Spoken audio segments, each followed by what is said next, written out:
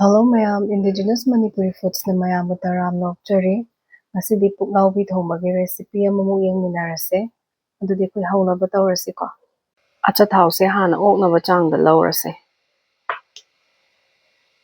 Nga sidi thaw khara nammaga hawbanina khara phasana lawjarage. Tejpata, Hing, Methi maru adaga kabak sudoba Jeera se hana hapage. Thause mullaba matungda ngatang ingthahalle ko mai leitharaga. Napakpi hapase. Napakpi se kabak sudok taragadi magi kapagi changse yam handhebuko. Kaptabane aduna khara sudok charaga hapchare. Napakpi se machu ondringaida tilhau so hapage. Haujikti flame do high da thamage. Tilhau se machu khara onba ngairase amu. Tilhau machu khara olabanina chanam so haphaurage. Chanam se amu machu khara onba ngairase. Chanam hapkiba matungdagidi khara sum otlasiko. Chap manana machu do langsinnaba. Chanamsu machu khara onba haurabanina singsu hapchinjare. Ngaktang amuk ngauminarase. Jeera ga fadigom maru asubado teaspoon anikak hapchare. Heiribop su haphaurage. Umoro amasu haphaurage. Fazana mu otlase. Ngaktang thamseko. Minute amamuk thamjare. Haujikti khamina sinba hapchare. Thum kharaga hapchage. Amuk ngauminarase. Thum thaadi khara thuna pathaidanako. Aduna khara hapchabane. Ngaktang thambase.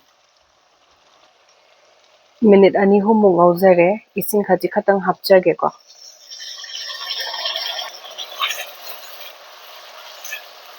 Ising hapisina maru marang ngasai hapkiba makupsingdo. Du khara kasindanaba hapchabane.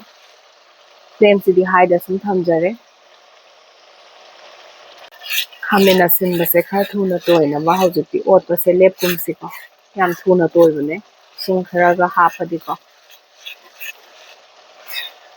Jana toibu toire khara di yauri.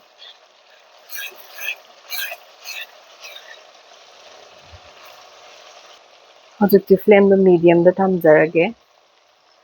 Sirakhong morok khakta hapado khara saba waleba. Nga thongba sidi khara saraga hawidanako. Aduna aina morok khara saba adagi Sirakhong morok to. Aduga mix tawrase hapchare. Machu sisu oknaba changda lawjare. Ngaktang otlase. Haujikti maroi mapangsu khamina sinbasu loin toireko. Nga su hapnaba tawrage. Sa maroi su khara haphaurage. Thum su hapchilhaurage. Fazana otlase. Nga se putoi toina chaningdaba ichilanau singi step niko haujikti thum gari kara mangjauna haphaubase nga se otringaida.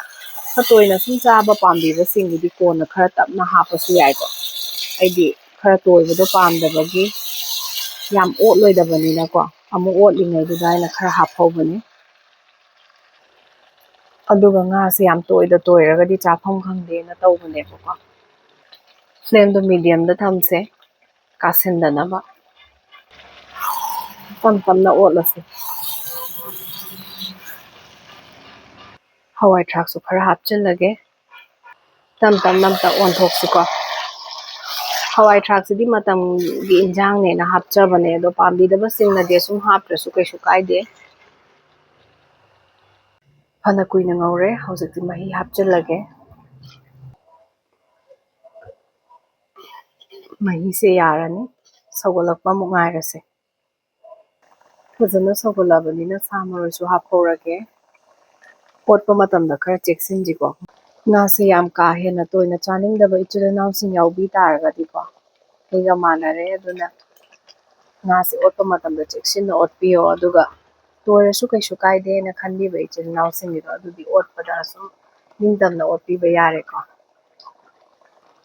Haujikti fishmasala do khara hapchillase. Aduga garam masala do adusu yamdabida khitang hapase. Fadigomju chaijarage.